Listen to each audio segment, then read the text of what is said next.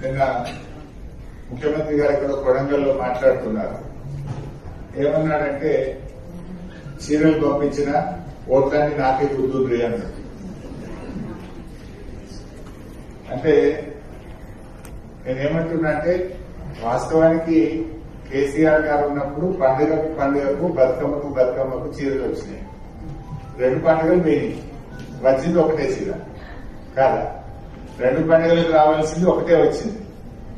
పోనీ కేసీఆర్ గారు ఉన్నప్పుడేమో 18 ఏళ్లు నిండిన అమ్మాయి నుంచి అత్తకు వచ్చింది, తల్లికి వచ్చింది, కోడలికి వచ్చింది.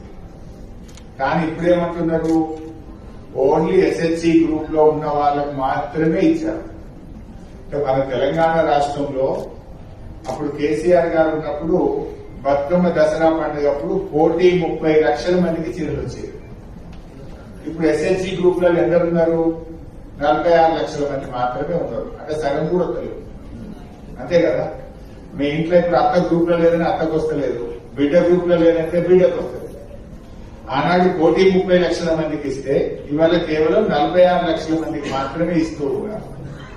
పోనీ అది 2 పండుగలు అన్న 2 ఇచ్చిండ్రా అంటే ఒకటే ఇచ్చింది, అది కూడా ఒకటే కలర్. మళ్ళా ఇవన్నీ కూడా ఇబ్బందులు ఉన్నాయి. మన సిద్దిపేట జిల్లా చూసుకుంటే, మన సిద్దిపేట జిల్లాలో 3,83,000 మంది ఆడపిల్లలు 18 ఏళ్లు దాటిన వాళ్ళు 3,83,000 మంది ఉంటే ఇస్తున్నది ఎంతమందికి? 1,99,000 మందికి ఇస్తున్నారు. అంటే సగం మందికి వస్తున్నాయి, సగం మందికి వస్తలేదు. నిజంగా ఇచ్చేది ఉంటే 2 పండుగలు 2 బతుకమ్మలు ఇచ్చినా బాగుంది, లేదు అందరికి ఇచ్చినా బాగుంది. అది కొందరికే ఇచ్చుడు, ఒక ఏడాది ఇచ్చి ఒక ఏడాది అయిపోతుంది కదా. దానికి నాకు బుద్ధి ఉంది అంటుండు నిన్న కొడంగల్. ఇంకా దాన్ని ఏమంటుండు, సారే పెట్టినట్టు చీరిచ్చి సారే పెట్టినట్టు.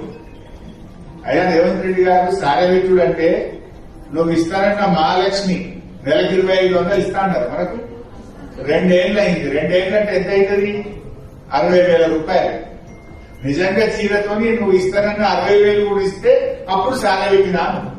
60,000 ఇచ్చినాక సారా పెట్టినట్టు అయితే తప్ప, నువ్వు సగం మంది ఆడవాళ్ళకి ఇచ్చి 2 ఏళ్ళది ఒకటే ఇచ్చి ఆ ఒక్క చీరకు సారీ పెట్టినా అంటే ఇది ఎవరి చెవులు పువ్వు పెట్టుకుందో అర్థం చేసుకోవాల్సిన అవసరం ఉంది. అంతేనా కాదు? చీర ఇచ్చి దాన్ని సారీ అంటుంది. చీర కూడా నువ్వు మహాలక్ష్మి పైసలు